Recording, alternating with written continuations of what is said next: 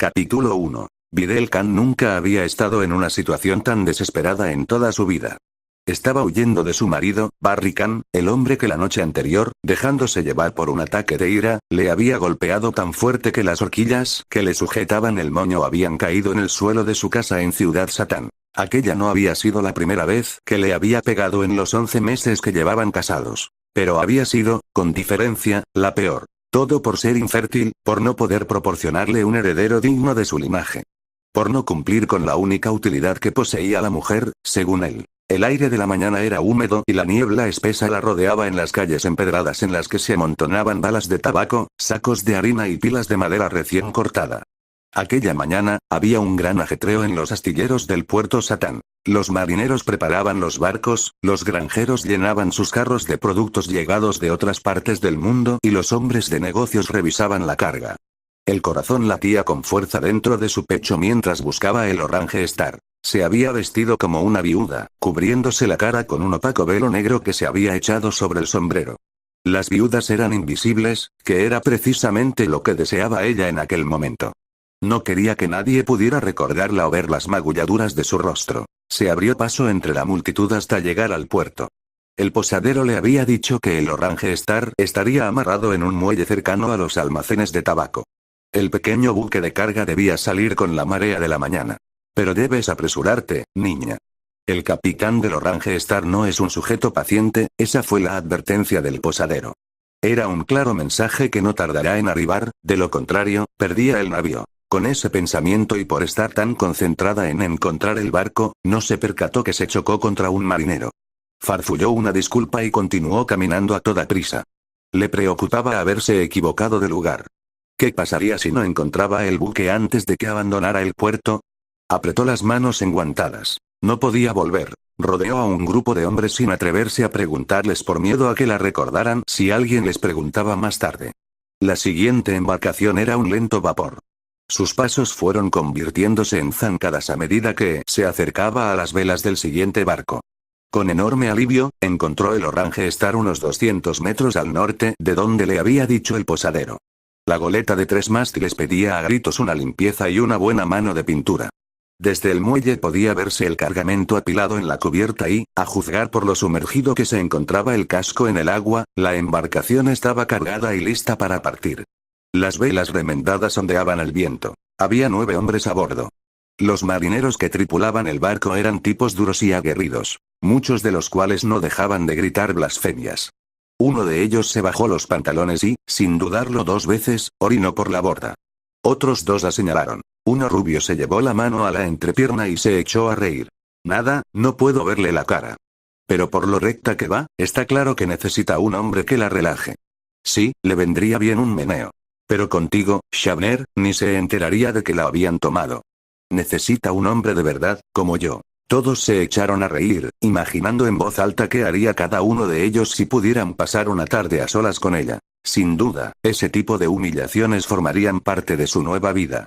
Pero Videl estaba dispuesta a pagar el precio que fuese necesario con tal de liberarse de Barry y de aquel matrimonio hecho por dinero. Sabía que podía hacerlo. En ese momento atrajo su atención un hombre que daba órdenes a sus marineros desde la cubierta superior. Llevaba una chaqueta azul, pantalones negros, unas relucientes botas que le cubrían hasta la rodilla y un sombrero de ala ancha. La barba blanca y extensa cubría su rostro. El capitán Rossi. Conseguiría un pasaje sin hacerle preguntas. Después de reunir el valor necesario, Videl subió la empinada y resbaladiza rampa de madera que la condujo hasta la cubierta. El capitán no tardó en reparar en su presencia. La miró con gesto ansioso. El delicado encaje belga de su velo se movía con el viento y sus faldas de lana negra parecían chisporrotear a cada paso que daba. El barco olía a tabaco y a madera. Todos y cada uno de los hombres que trabajaban en cubierta dejaron lo que estuvieran haciendo para observar mientras ella se dirigía hacia el capitán.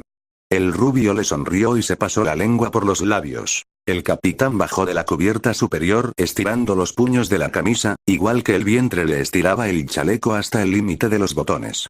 A pesar de la barba, se notaba que tenía la cara picada de viruela. Saludos, madame. Videl levantó la vista, mirándolo a través del velo. Saludos, monsieur. Capitán Rossi.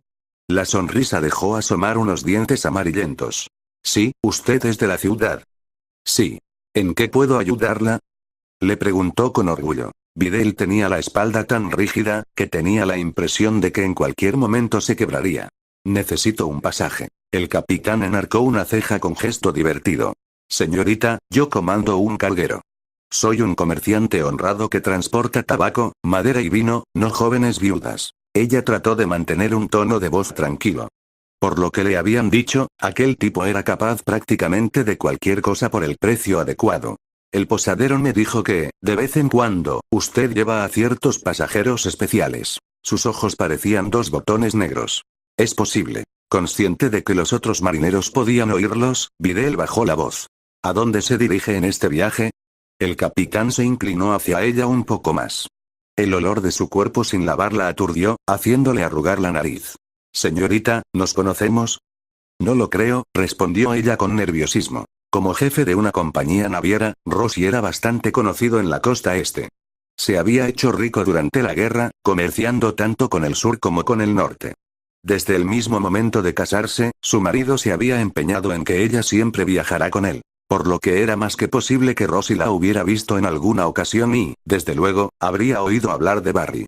Videl rezó para que no la reconociera. El capitán siguió mirándola fijamente. Me parece que se equivoca, señorita. No sé decirle de qué la conozco, pero ya me acordaré. Tengo muy buena memoria y usted tiene una voz única. Me recuerda a las mujeres de la capital central. El corazón se le aceleró dentro del pecho, pero mantuvo la voz tranquila. ¿Cuál es su destino, señor? La observó unos segundos más y después se encogió de hombros. El puerto de la ciudad del sur. Puede ser un sitio muy duro para una mujer sola. El único inconveniente era que no estaba demasiado lejos de Ciudad Satán. Muy bien. Su mirada recorrió el pequeño cuerpo de Videl de arriba a abajo. El pasaje no es barato. Videl tenía casi 1000 cenis. Barry no solía tener dinero en casa, pero había dejado una pequeña cantidad para comprar flores para la fiesta de su primer aniversario. Videl había forzado su escritorio con un abrecartas y había sacado el dinero. ¿Cuánto? Como si hubiera podido leerle la mente, el capitán respondió. 2000 cenis. Es el triple que cualquier billete de un barco de pasajeros. Rossi se pasó la mano por la espesa barba antes de decir. Sí, así es. Pero es mi precio y mi barco. A menos que quieras ser una linda chica y darle alegría a este viejo. Deja de ser un viejo verde. Esa chica no te dará lo que quieras, intervino un cerdo. Ay, lo dice el cerdo más puritano del barco, refunfuñó Rossi a su tripulante. A Videl se le hizo un nudo en el estómago. Solo era cuestión de tiempo que Barry la encontrará. Regresaría a casa al día siguiente o al siguiente como muy tarde y entonces se daría cuenta de que ella no estaba. Tenía que salir del país cuanto antes. Entonces pensó en su alianza matrimonial. Los diamantes y rubíes que la componían valían una pequeña fortuna. Se quitó el guante que cubría su mano izquierda y se quitó el anillo. Creo que esto será más que suficiente. El capitán agarró la sortija y la estudió detenidamente. Es una magnífica pieza de joyería, dijo por fin. Videl había llegado a odiar aquel anillo y todo lo que simbolizaba. Es una pieza única. Él la levantó a la luz con interés renovado y miró en su interior. Tiene una inscripción. Para siempre. Sí, el día de su boda, se había emocionado al leer aquellas palabras.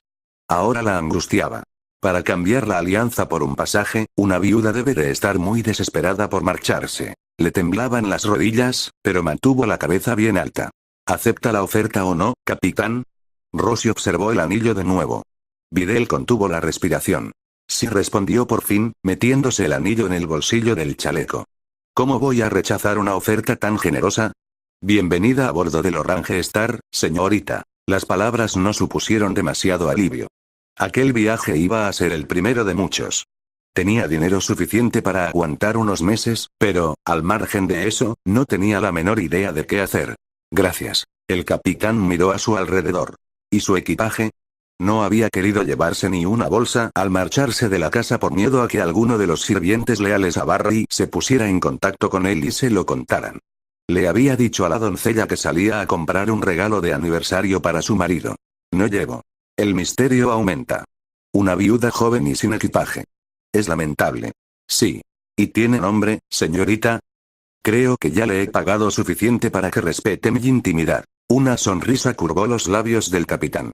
Claro que lo ha hecho, pero tenemos 8 días por delante para conocernos mejor. Barry le había enseñado a controlar sus emociones y, aunque deseaba salir corriendo de aquel miserable barco, se quedó inmóvil. Ya veremos. El capitán le hizo una seña al primer oficial, el hombre grande y rubio de antes que se acercó a ellos con sorprendente agilidad. Dígame, capitán. Shabner, acompañe a la señora a mi camarote. Va a viajar con nosotros. El señor Shabner es el que mantiene a raya a los 8 hombres que integran la tripulación del barco, incluyéndome a mí mismo algunas veces. Shabner la miró, deteniendo la mirada en el vestido y el velo negros. Una mujer a bordo da mala suerte, pero si además es viuda es un desastre seguro.